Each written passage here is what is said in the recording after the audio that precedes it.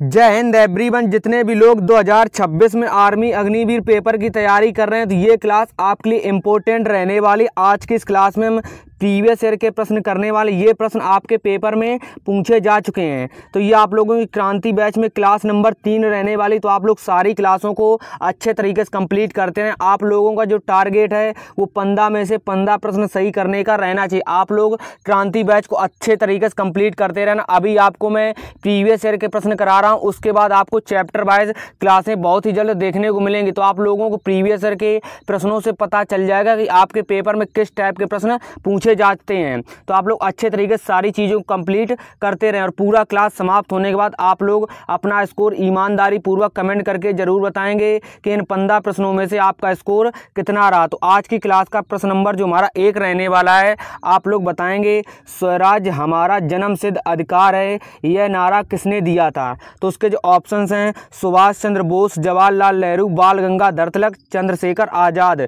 तो स्वराज हमारा जन्म सिद्ध अधिकार है, यह नारा आप लोगों का जो दिया था वो बाल गंगाधर तिलक ने दिया था। आप लोगों को अच्छे तरीके से याद रखना। ऑप्शन नंबर सी इस प्रश्न का बिल्कुल राइट आंसर हो जाएगा। उसके बाद सुभाष चंद्र बोस ने कौन सा नारा दिया था, तो आप लोगों को याद रखना सुभाष चंद्र बोस ने जो नारा दिया था वो दिया था तुम मुझे खून दो मैं तुम्हें आज़ादी दूंगा का नारा दिया था सुभाष चंद्र बोस ने। तो आप लोग अच्छे तरीके से सारी चीज़ों को याद करते चलना है। उसके बाद जवाहरलाल नेहरू ने कौन सा नारा दिया था, तो जवाहरलाल नेहरू ने आप लोगों का नारा दिया था आराम हराम है। आराम हराम है का नारा किसने दिया था, तो आप लोग याद रखेंगे जवाहरलाल नेहरू ने, आराम हराम है। उसके बाद आप लोगों को याद रखना है जो आपके चंद्रशेखर आज़ाद ने कौन सा नारा दिया था। चंद्रशेखर आज़ाद ने नारा दिया था मैं आज़ाद हूँ और आज़ाद रहूँगा और आज़ाद मरूँगा। तो आप लोगों का नारा दिया था चंद्रशेखर आज़ाद ने, मैं आज़ाद हूँ और आज़ाद रहूँगा और आज़ाद मरूँगा। तो आप लोग अपनी कॉपी पर अच्छे तरीके से सारी चीज़ों को याद करते चलना। मैं आपको बोलकर बता दे रहा हूँ क्योंकि यहाँ पर लिखने की ज़्यादा जगह नहीं है। तो आप लोग सारी चीज़ों को अच्छे तरीके से याद करते चलना। मैं आपको ऑप्शन से रिलेटेड सारी चीज़ें बताता चलूँगा। नेक्स्ट जो हमारा प्रश्न रहने वाला, आप लोग बताएंगे 1857 की क्रांति के समय भारत का वायसराय कौन था। तो उसके जो ऑप्शन है Lord Mountbatten, Lord Dalhousie, Lord Canning, Lord Curzon. तो 1857 की क्रांति के समय भारत का वायसराय कौन था, तो आप लोग अच्छे तरीके से इस प्रश्न का right answer option number C Lord Canning को याद रखेंगे। 1857 की क्रांति के समय भारत का जो वायसराय था वो लॉर्ड कैनिंग था। आप लोगों को अच्छे तरीके से याद रखना है। अब आपको याद रखना 1857 की जो आपकी क्रांति हुई थी वो कब शुरू हुई थी। तो 1857 की क्रांति आप लोगों की शुरू हुई थी 10 मई 1857 को 1857 की क्रांति शुरू हुई थी। और कहाँ पर हुई थी, तो आप लोग याद रखेंगे ये आपकी मेरठ में हुई थी। आप लोग अच्छे तरीके से याद रखेंगे। उसके बाद आपको याद रखना जो 1857 की क्रांति था उसका मुख्य कारण जो था वो था चर्बी वाले कारतूसों का उपयोग हुआ था। तो उसी के कारण उसी के विद्रोह में मंगल पांडे ने उसका विद्रोह किया था। तो जब मैं आपको चैप्टर वाइज सारी क्लासें करा रहा हूँ तो मैं आपको सारी चीज़ें अच्छे तरीके से कंप्लीट कराता चलूँगा। तो आप लोग अच्छे तरीके से इनसे अपना रिवीजन अच्छे तरीके से करते रहे। उसके बाद नेक्स्ट प्रश्न का आपको आंसर बताना। ये आपका जीएस का प्रश्न आ गया तो आप लोगों को अच्छे तरीके से कर लेना है। प्रतिरोध का मात्रक है तो उसके जो ऑप्शन है एम्पियर, कूलाम्ब, ओम, वोल्ट। तो प्रतिरोध का जो मात्रक होता है आप लोग याद रखेंगे प्रतिरोध का मात्रक ओम होता है। ऑप्शन नंबर सी इस प्रश्न का राइट आंसर हो जाएगा। उसके बाद एम्पियर किसका मात्रक होता है, तो एम्पियर आप लोगों का विद्युत धारा का मात्रक होता है। विद्युत धारा का आप लोगों का एम्पियर मात्रक होता है। आप लोगों को अच्छे तरीके से याद रखना। आपके पेपर में यहाँ से प्रश्न डायरेक्ट देखने को मिल सकते हैं और आप लोगों को अच्छे तरीके से सारे प्रश्नों को याद करते चलना है। उसके बाद कूलाम्ब किसका मात्रक होता है, तो कूलाम्ब आप लोगों का आवेश का मात्रक होता है। आप लोगों को अच्छे तरीके से याद रखना। कूलाम्ब जो है वो आप लोगों का आवेश का मात्रक होता है। उसके बाद बोल्ट किसका मात्रक होता है, बोल्ट आप लोगों का विभवांतर का मात्रक होता है। तो आप लोगों को अच्छे तरीके से याद रखना है, बोल्ट आपका विभवांतर का मात्रक होता है। नेक्स्ट हमारा जो प्रश्न रहने वाला, आप लोगों को इन क्लासों से बहुत ज़्यादा मदद मिलने वाली क्योंकि मैं आपको ऑप्शन से रिलेटेड जब आपको सारी चीज़ें बताऊंगा तो एक प्रश्न से आपके 4 प्रश्न तैयार होते चलेंगे। बस आपको ज़रूरत होगी इन प्रश्नों को बहुत अच्छे तरीके से याद करने की। नेक्स्ट हमारा जो प्रश्न रहने वाला, आप लोग बताएंगे इसरो का पूरा नाम बताइए। तो आपको इसरो का पूरा नाम बताना है। तो उसके जो ऑप्शंस हैं, भारतीय अंतरिक्ष अनुसंधान संगठन, भारतीय वैज्ञानिक अनुसंधान संगठन, उसके बाद अंतर्राष्ट्रीय खेल अनुसंधान संगठन, उसके बाद इनमें से कोई नहीं। तो आप लोगों को इसरो का पूरा नाम बताना है। तो इसरो का पूरा नाम आप लोगों का हो जाएगा भारतीय अंतरिक्ष अनुसंधान संगठन। तो आप लोग अच्छे तरीके से याद रखेंगे। ऑप्शन नंबर ए इस प्रश्न का बिल्कुल राइट आंसर हो जाएगा। इसरो का पूरा नाम आप लोगों को अच्छे तरीके से याद रखना है, भारतीय अंतरिक्ष अनुसंधान संगठन इसरो का पूरा नाम होता है। अब आप लोग बताएंगे जो आप लोगों का इसरो का है वो हेड क्वार्टर कहाँ पर, इसरो का जो आपका हेड क्वार्टर है वो कहाँ पर, मतलब इसका मुख्यालय कहाँ पर है। तो आप लोग याद रखेंगे इसरो का जो आपका मुख्यालय है वो आप लोगों का बेंगलुरु में। आप लोग अच्छे तरीके से याद रखेंगे इसरो का जो आपका मुख्यालय है वो आपका बेंगलुरु में है। उसके बाद आप लोग बताएंगे जो आपके इसरो के वर्तमान अध्यक्ष हैं वो आपके कौन है। तो आप लोगों को अपनी कॉपी पर लिख लेना, यहाँ पर लिखने की जगह नहीं है। तो आप लोग अपनी कॉपी पर लिखेंगे इसरो के जो आपके वर्तमान अध्यक्ष हैं वो आपके डॉक्टर बी नारायण हैं। ये आपके 11वें नंबर के अध्यक्ष थे। आप लोगों को अच्छे तरीके इसरो के बारे में सारी जानकारी मैंने समझा दी है। अगर आपके पेपर में इसरो से प्रश्न पूछा जाएगा तो इससे बाहर प्रश्न नहीं देखने को मिलेगा। जब मैं आपको चैप्टर वाइज क्लासें कराऊंगा तो वास्तव में आपको बहुत अच्छी अच्छी चीज़ें मैं आपको कराने वाला हूं। आपको कहीं से पैड बैच खरीदने की ज़रूरत नहीं है। मैं आपको बात पहले से ही बोलता आया हूं कि आपका जो क्रांति बैच है, क्रांति बैच को मैं बहुत अच्छे तरीके से आपको कंप्लीट कराने वाला हूं। जब आप लोग ये पूरा बैच कंप्लीट कर लेंगे तो फिर आप लोगों को सारी चीज़ें आ रही होंगी। बस आपको ज़रूरत होगी कि सारी चीज़ें अच्छे तरीके से याद रखने की। नेक्स्ट हमारा जो प्रश्न रहने वाला, आप लोग बताएंगे कान्हा नेशनल पार्क भारत के किस राज्य में स्थित है। तो उसके जो ऑप्शंस हैं, गुजरात, मध्य प्रदेश, हरियाणा, राजस्थान। तो कान्हा नेशनल पार्क भारत के किस राज्य में है। तो आप लोग याद रखेंगे कान्हा नेशनल पार्क भारत के मध्य प्रदेश राज्य में। ऑप्शन नंबर 20 प्रश्न का बिल्कुल राइट जवाब हो जाएगा। जो आपका कान्हा नेशनल पार्क है ये आप लोगों का किसके लिए प्रसिद्ध है। तो कान्हा नेशनल पार्क आप लोगों का बाघों के लिए प्रसिद्ध है। आप लोगों को इतनी जानकारी अच्छे तरीके से याद रखना है। बाघों के लिए ये आप लोगों का जो पार्क है ये आपका प्रसिद्ध है। तो आपको ऑप्शन से रिलेटेड जितनी इंपॉर्टेंट जानकारी होगी मैं आपको सारी जानकारी बताता चलूँगा। अगर आप लोगों ने 2025 में आर्मी अग्निवीर का पेपर पास नहीं कर पाया तो आपको परेशान नहीं होना, अभी से अपनी मेहनत को बराबर करते रहना है। जब आप लोग अच्छे तरीके से सारी चीज़ें कंप्लीट कर लोगे तो आप लोग 100% 2026 में आर्मी अग्निवीर का पेपर पास कर ले जाओगे। बस आपको ज़रूरत होगी अभी से अपनी तैयारी अच्छे तरीके से करते रहने की। आप लोग बस एक बार क्रांति बैच को अच्छे तरीके से कंप्लीट कर लेना, आप लोगों को सारी चीज़ें बिल्कुल क्लियर हो जाएंगी। चाहे आपका मैथ हो, चाहे जीके हो, चाहे जीएस हो, चाहे आपका रीजनिंग हो। मैं आपको सारी चीज़ें इस बैच में कराने वाला हूँ। बिल्कुल आपका फ्री बैच रहने वाला। जब आपकी ये प्रीवियस ईयर की क्लासें समाप्त हो जाएंगी उसके बाद मैं आपको बहुत जल्द चैप्टर वाइज क्लासें शुरू कर दूँगा। चैप्टर वाइज क्लासों का मैं अलग से प्ले लिस्ट बनाऊँगा। उसमें मैं आपको जीके की अलग से प्लेलिस्ट बना दूंगा, उसमें आपकी कंप्लीट जीके होगी। उसके बाद उसका जीएस का अलग से प्लेलिस्ट बना दूंगा, उसमें कंप्लीट आपकी जीएस होगी चैप्टर वाइज। उसके बाद आप लोगों का मैथ का भी मैं अलग से प्लेलिस्ट बना दूंगा, उसमें आपकी मैथ भी कंप्लीट करा दूंगा। उसके बाद आपका भी रीजनिंग जो होती है रीजनिंग की भी मैं आपको क्लासें करा दूंगा। इन सभी का अलग से प्लेलिस्ट बना दूंगा क्रांति बैच के नाम से। तो आपको बस अच्छे तरीके से अपनी तैयारी में लगे रहना, आपको सारी क्लासें अच्छे तरीके से कंप्लीट करते रहना है। क्रांति बैच जिस दिन समाप्त हो रहा होगा उस दिन आपको सारी चीज़ें आ रही होंगी। अगर आपने कभी कहीं से तैयारी नहीं की तो आपको यहाँ से बिल्कुल अच्छे तरीके से मैं तैयारी कराने वाला हूँ। अगर आप लोग पहले कहीं तैयारी कर चुके हैं तो आप लोगों का रिवीजन भी अच्छे से होता चलेगा, आपको अच्छी अच्छी नई नई चीज़ें देखने को मिलेंगी। तो आप लोग नेक्स्ट प्रश्न का आंसर बताएंगे। जो आपका नोबेल पुरस्कार है वर्तमान में कितने क्षेत्रों में दिया जाता है। तो आप लोग बताएंगे जो आपका नोबेल पुरस्कार है वर्तमान कितने क्षेत्रों में दिया जाता है। उसके चारों ऑप्शन देखने के बाद आपको राइट आंसर 6 क्षेत्र अच्छे तरीके से याद रखना है। जो आपका नोबेल पुरस्कार है ये आपका वर्तमान में 6 क्षेत्रों में दिया जाता है। ये कौन कौन से 6 क्षेत्र हैं आपसे पेपर में पूछ सकता है। तो आप लोग याद रखें जो आपका नोबेल पुरस्कार एक तो आप लोगों का शांति के क्षेत्र में दिया जाता है, एक आपका शांति के क्षेत्र में। उसके बाद आप लोगों का एक आपका साहित्य के क्षेत्र में। आपको 6 क्षेत्रों के नाम अच्छे तरीके से याद रखना क्योंकि आपके पेपर में ये पूछे जा सकते हैं। उसके बाद आप लोगों को नोबेल पुरस्कार जो है वो भौतिकी क्षेत्र में भी दिया जाता है, भौतिकी क्षेत्र में। उसके बाद आप लोगों का जो नोबेल पुरस्कार है वो रसायन के क्षेत्र में दिया जाता है, रसायन के क्षेत्र में। अगर आप लोग चैनल पर नए हैं तो चैनल को सब्सक्राइब कर लो और आप लोग वीडियो को लाइक ज़रूर कर देंगे। वैसे मैं कहता नहीं, बस आप लोगों को वीडियो में एक बार ही कहता हूँ। तो आप लोग अच्छे तरीके से चैनल को सब्सक्राइब जरूर कर लेना और आपको सारी क्लासें अच्छे तरीके से कंप्लीट करते रहना है। है चिकित्सा के क्षेत्र में। उसके बाद आप लोगों को अर्थशास्त्र के क्षेत्र में भी नोबेल पुरस्कार दिया जाता है। तो आपको अच्छे तरीके से सारी चीज़ों को कंप्लीट करते रहना है। नेक्स्ट प्रश्न जो हमारा रहने वाला, आप लोग 7 प्रश्न का आंसर बताएंगे कि इस प्रश्न का राइट आंसर क्या होगा। भारतीय संविधान के किस अनुच्छेद द्वारा अस्पृश्यता को समाप्त किया गया है। तो आप लोग बताएंगे अनुच्छेद 17, अनुच्छेद 12, अनुच्छेद 18, अनुच्छेद 20। तो भारतीय संविधान के किस अनुच्छेद द्वारा अस्पृश्यता को समाप्त किया गया है। तो ये आप लोगों का जो समाप्त किया गया अनुच्छेद 17 के जो ऑप्शन नंबर ए इस प्रश्न का बिल्कुल राइट आंसर हो जाएगा। जो आप लोगों का अस्पृश्यता होता है, इसका जो आप लोगों का वो होता है, इसका आप लोगों को छुआछूत का भी अंत होता है। तो आप लोग अच्छे तरीके से याद रखें, अस्पृश्यता का जो अर्थ होता है इसी का आप लोगों का छुआछूत का भी अर्थ होता है। तो आप लोग अच्छे तरीके से याद रखेंगे। अगर आपसे छुआछूत भी पूछा जाएगा तब भी आप लोगों को अनुच्छेद 17 ही बताएंगे। तो आप लोग छुआछूत का अंत है।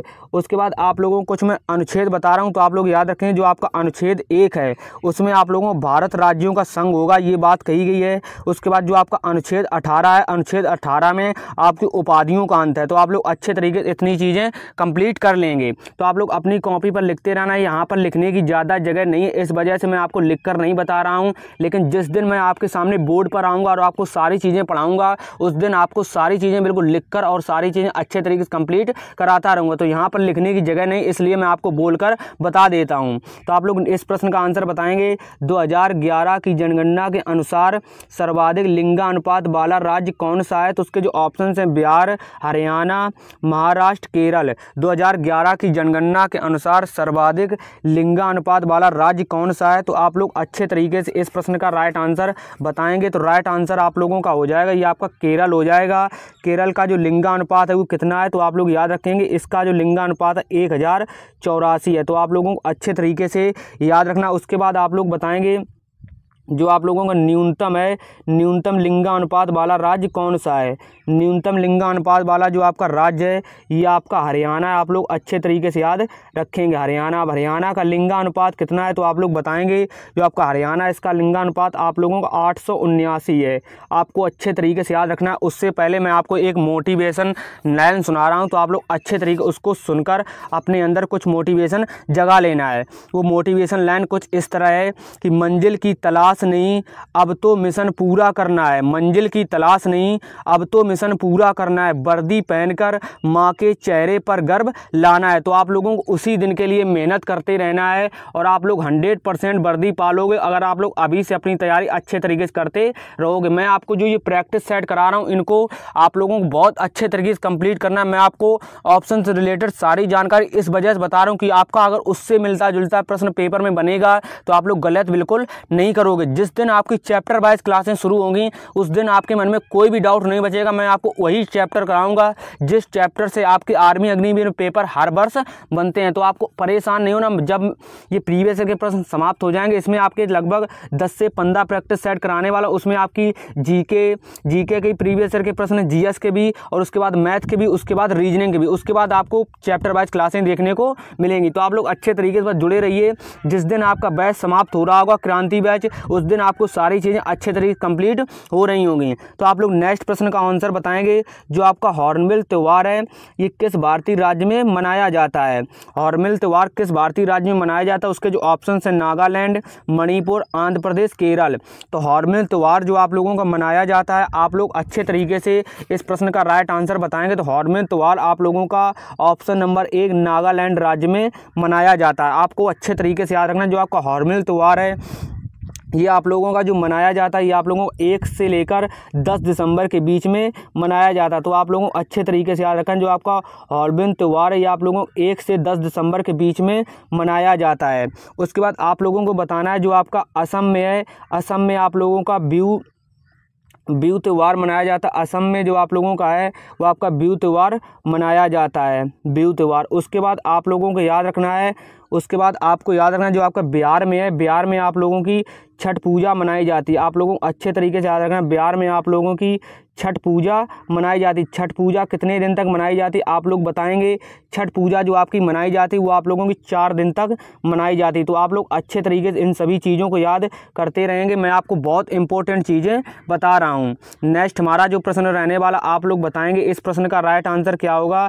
जो आपका प्रश्न रहने वाला वो है आपका आर वैशाली का संबंध किस खेल से है। तो उसके जो ऑप्शन हैं भाला फेंक, शतरंज, कुश्ती, क्रिकेट। तो आर वैशाली का संबंध किस खेल से, तो आर वैशाली का संबंध आप लोगों का शतरंज से। ऑप्शन नंबर 20 प्रश्न का बिल्कुल राइट आंसर हो जाएगा। आप लोग अच्छे तरीके से याद रखेंगे। आपको इस क्लास का पूरा PDF हमारे टेलीग्राम चैनल पर विद आंसर सहित मिल जाएगा। अगर आप लोग हमारे टेलीग्राम चैनल से नहीं जुड़े हैं अभी तक तो पता नहीं फिर किस दुनिया में जी रहे हैं। आप लोग हमारे टेलीग्राम चैनल पर जरूर जुड़ जाएं। वहाँ पर आपको हर क्लास का PDF विद आंसर सहित दिया जाता है। अगर आप लोग आर्मी अग्निवीर की तैयारी कर रहे हैं तो आपको इस चैनल से जरूर जुड़ना चाहिए, क्योंकि इस चैनल पर आपको आर्मी अग्निवीर भर्ती से रिलेटेड एक छोटी से बड़ी अपडेट यहाँ पर देखने को मिलेगी। तो आप लोग इस प्रश्न का राइट आंसर बताएंगे दुनिया की सर्वोच्च चोटी किस पर्वत श्रृंखला में है। तो उसके जो ऑप्शन है हिमालय, अरावली, पूर्वी तट, दक्षिणी तट। तो आप लोग बताएंगे दुनिया की सर्वोच्च चोटी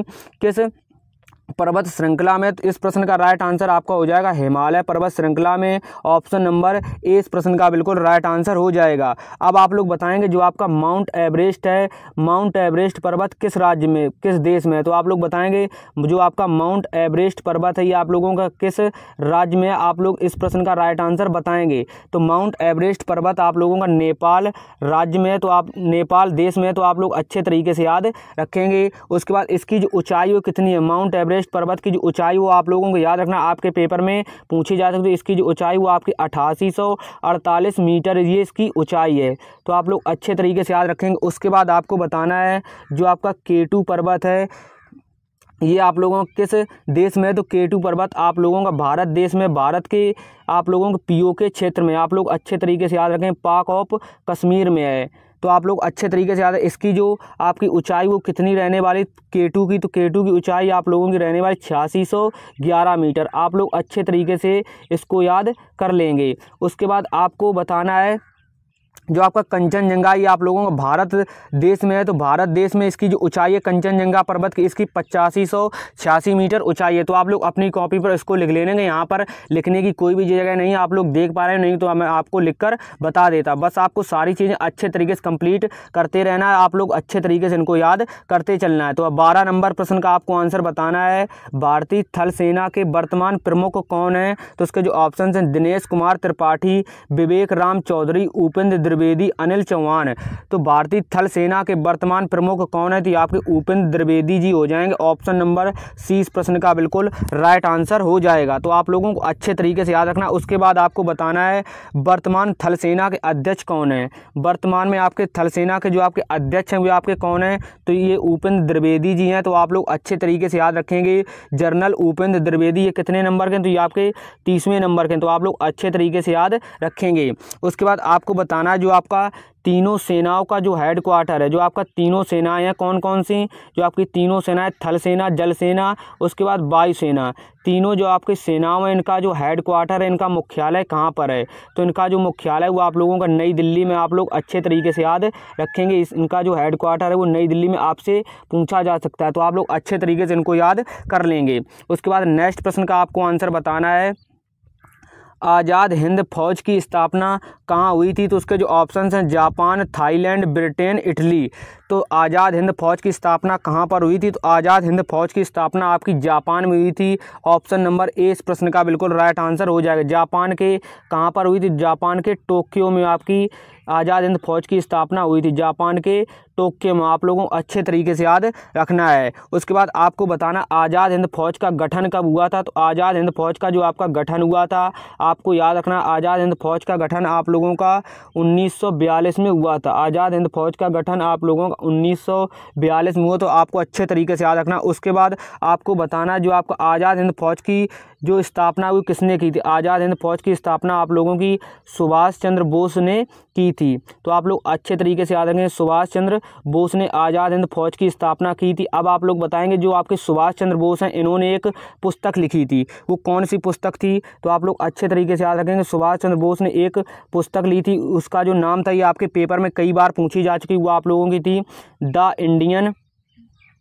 इंडियन स्ट्रगल। सुभाष चंद्र बोस ने जो आपकी पुस्तक लिखी थी वो आप लिखी थी इंडियन स्ट्रगल पुस्तक लिखी थी। तो आप लोग अच्छे तरीके से इसको याद कर लेंगे। आप लोग देख रहे हैं कि आपके एक प्रश्न से कितने सारे प्रश्न मैं आपको कंप्लीट करा रहा हूं, तो आप लोग अच्छे तरीके से बस इसी तरीके जुड़े रहें शुरू से लास्ट तक, आपको बहुत सारी चीज़ें नई नई देखने को मिलेंगी। नेक्स्ट प्रश्न का आपको आंसर बताना है, जो आपका ख्वाजा मोइनुद्दीन चिश्ती है, इसकी दरगाह किस राज्य में स्थित है? तो उसके जो ऑप्शंस हैं मध्य प्रदेश, राजस्थान, महाराष्ट्र, दिल्ली। तो इस प्रश्न का जो आपका राइट आंसर होगा वो आप लोगों का हो जाएगा ऑप्शन नंबर बी, राजस्थान में स्थित है ख्वाजा मोइनुद्दीन चिश्ती की दरगाह। तो आप लोग अच्छे तरीके से याद रखेंगे। उसके बाद आपको बताना जो आपका स्टैचू ऑफ यूनिटी है ये आपकी गुजरात राज्य में, तो आप लोग अच्छे तरीके से याद रखेंगे। जो आपकी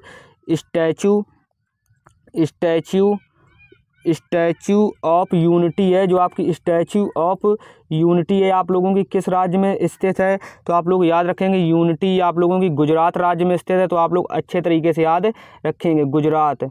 उसके बाद आपको बताना है जो आपकी चार मीनार है ये कहाँ पर स्थित है? जो आपकी चार मीनार है ये आपकी कहाँ पर स्थित है? तो आप लोग बताएंगे जो आपकी चार मीनार है ये आप लोगों की हैदराबाद में स्थित है, हैदराबाद में स्थित है। तो आप लोगों को अच्छे तरीके से याद रखना। आप लोग देख रहे हैं मैं आपको कितनी मेहनत के साथ सारी चीज़ें समझा रहा हूं, बस आपको अच्छे तरीके से सारी चीज़ें याद रखनी। जो आपका इंडिया गेट है ये कहाँ पर है? तो इंडिया गेट के बारे में सभी को पता होगा, जो आपका इंडिया गेट है ये आप लोगों का दिल्ली में है। तो आप लोग अच्छे तरीके से याद रखेंगे इतनी चीज़ों को। उसके बाद आज की क्लास में 15 प्रश्न किए थे, तो आपके टोटल कितने प्रश्न सही हैं आप लोग कमेंट करके ज़रूर बताएंगे, और आप लोगों को इस प्रश्न का राइट आंसर बताना है। तो 15 नंबर जो हमारा प्रश्न रहने वाला आज की क्लास का लास्ट प्रश्न वो हमारा रहने वाला, आप लोग बताएंगे जो आपका विश्व स्वास्थ्य संगठन जिसे हम WHO का मुख्यालय कहाँ स्थित है? New York, Washington, Geneva, the Hague. तो आप लोग बताएंगे विश्व स्वास्थ्य संगठन का मुख्यालय कहाँ पर स्थित है? तो ये आप लोगों का स्थित है जिनेवा में। विश्व स्वास्थ्य संगठन का मुख्यालय आप लोगों को जिनेवा में, जिसे हम क्या कहते हैं WHO के नाम से जानते हैं। उसके बाद आप लोगों को बताएंगे जो आपकी इसकी स्थापना हुई थी, WHO की स्थापना कब हुई थी, विश्व स्वास्थ्य संगठन की स्थापना कब हुई थी? तो आप लोग याद रखेंगे इसकी स्थापना आप लोगों की 7 अप्रैल, आप लोग याद रखेंगे आपके पेपर में पूछा जा सकता है 7 अप्रैल 1948 में WHO की स्थापना हुई थी। और उसके बाद आपको बताना है जो आप लोगों का सार्क है, इस सार्क का मुख्यालय कहाँ पर है? आप लोग याद रखेंगे जो आपका सार्क का हेडक्वार्टर है ये आपका कहाँ पर है? सार्क का जो आपका मुख्यालय है ये आप लोगों का काठमांडू है। काठमांडू कहाँ की राजधानी है? तो आप लोग याद रखेंगे जो आपकी काठमांडू है ये आप लोगों की नेपाल की राजधानी, आप लोग अच्छे तरीके से याद रखेंगे। तो आपको मैंने बहुत सारी चीज़ें बताई, आप लोग इनको बहुत अच्छे तरीके से याद कर लेंगे। और आपको 15 प्रश्न में से आपके टोटल कितने प्रश्न सही हैं आप लोग कमेंट करके ज़रूर बताएंगे। और इस प्रश्न का 16 नंबर आंसर का आप लोग आंसर करना है। 16 नंबर प्रश्न का राइट आंसर क्या होगा? कंचनजंगा भारत के किस राज्य में स्थित है? तो उसके जो ऑप्शंस हैं सिक्किम, अरुणाचल प्रदेश, मध्य प्रदेश, उत्तराखंड। तो आपको इस प्रश्न का राइट आंसर कमेंट करके ज़रूर बताना। तो आज की इस क्लास में हमने जीके के मोस्ट इंपॉर्टेंट 15 प्रश्न जो आपके PYQ रहने वाले हैं, जो आपके प्रीवियस ईयर के प्रश्न पूछे जा चुके हैं, तो आप लोगों को इनका स्कोर आपका कितना रहा आप लोग कमेंट करके ज़रूर बताएंगे। और आपको क्लास कैसी लगी आप लोग कमेंट करके ज़रूर बताना।